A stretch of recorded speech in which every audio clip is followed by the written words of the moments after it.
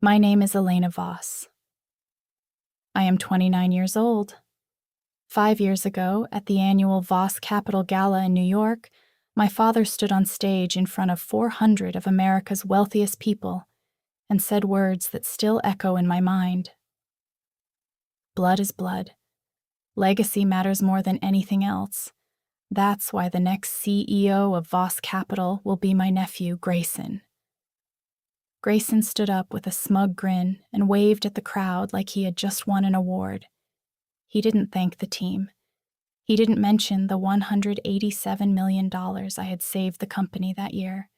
Instead, he looked straight at me and said loud enough for the front rows to hear, "Don't worry, cousin. I'll let you keep your little desk job. Someone has to fetch the coffee, right?" The room laughed. My father smiled proudly. I stood there holding the strategy report I had poured 6 months of my life into, and felt something inside me finally snap. That night, I made a silent promise to myself. One day, I would own everything they built, and they would have to watch me do it. Voss Capital is one of America's largest private equity and infrastructure conglomerates.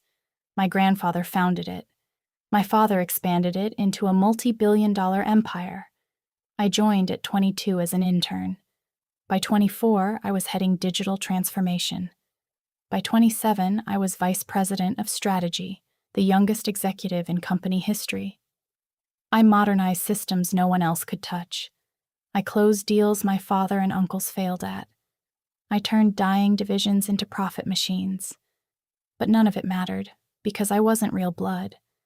I was adopted after my biological parents, my father's closest friends, died in a car crash when I was 6.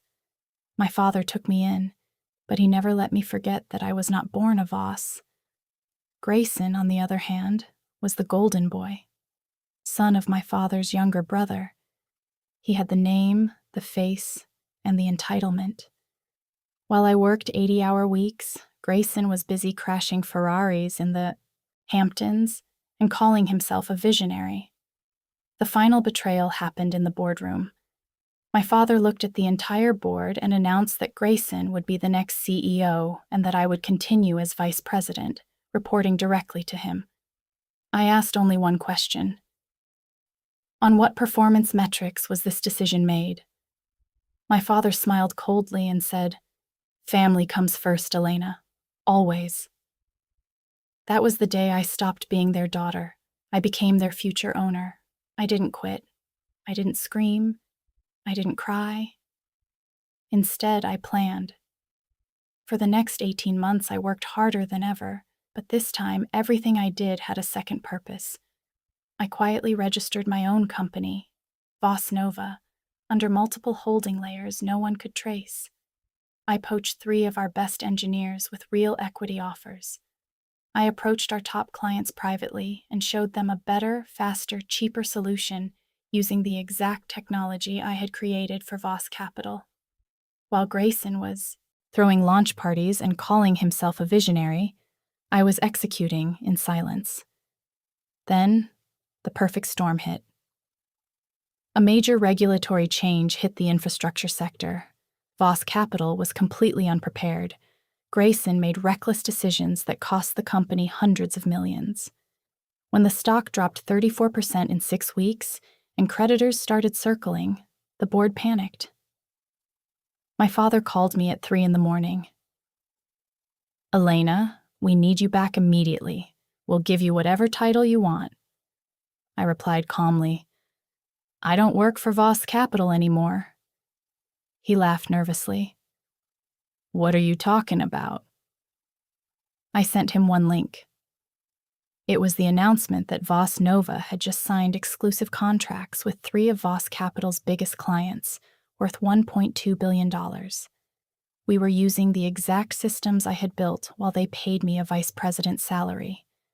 3 months later, Voss Capital was on the verge of collapse. They had no choice but to sell, controlling stakes. The buyer was a mysterious consortium led by Voss Nova. I walked into the same boardroom where my father had chosen Grayson over me. This time, I sat at the head of the table. My father looked broken. Grayson was there too, pale and sweating for the first time in his life. I slid the purchase agreement across the table. It was an offer to buy the entire Voss capital at 42% below market value. Before my father could speak, Grayson jumped up and shouted, "You can't do this! This company belongs to the Voss family. You're just the adopted girl. You have no right." The room went dead silent. I looked at Grayson and smiled. "Funny you mention family rights, Grayson. While you were busy taking credit for my work and calling me the charity case, I was busy building something real." I clicked a button. The large screen behind me lit up, showing every email where Grayson had stolen my reports and forwarded them as his own, every arrogant comment he had made about me, and every reckless decision he had taken that had pushed the company toward bankruptcy.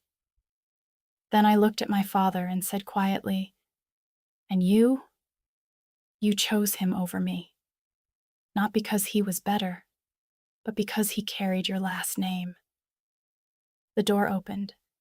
A woman in her late 50s walked in, elegant and composed. My father froze. She looked at me and smiled softly.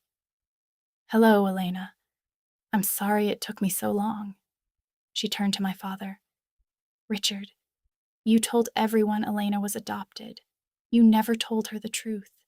I am Claire Reynolds, Elena's biological mother.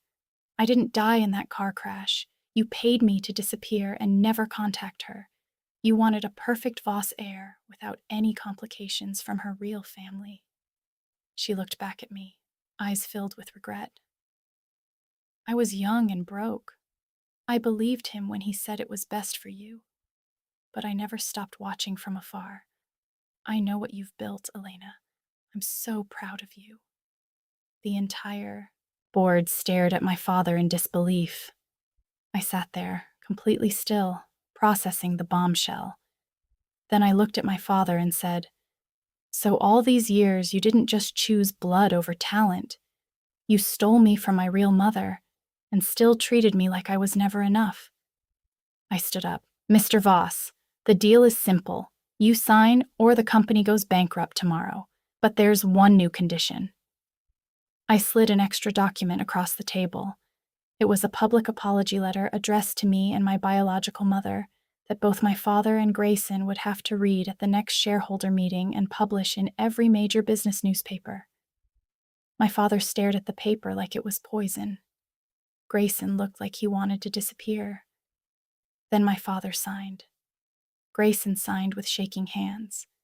Today, Voss Nova is valued at $4.8 billion and still growing fast. I kept the original Voss name for legacy divisions, but completely rebuilt the company with real merit-based leadership. Grayson now works as a junior marketing executive in one of the smallest subsidiaries, reporting to the same engineer he used to mock. My father still has an office, but he reports to the board, which I chair. And every quarter when we announce record profits, I remember that night at the gala. But most of all, I remember the look on Grayson's face when he realized the charity case had bought the entire empire he thought was his birthright. Blood didn't win. Truth did. If you've ever been told you're not real enough, not worthy enough, or not blood enough despite doing all the work, this story is for you. Never let anyone make you feel small for something you cannot control. Build quietly. Document everything. And when the time comes, let your results speak louder than their arrogance. Because the sweetest revenge isn't destroying someone.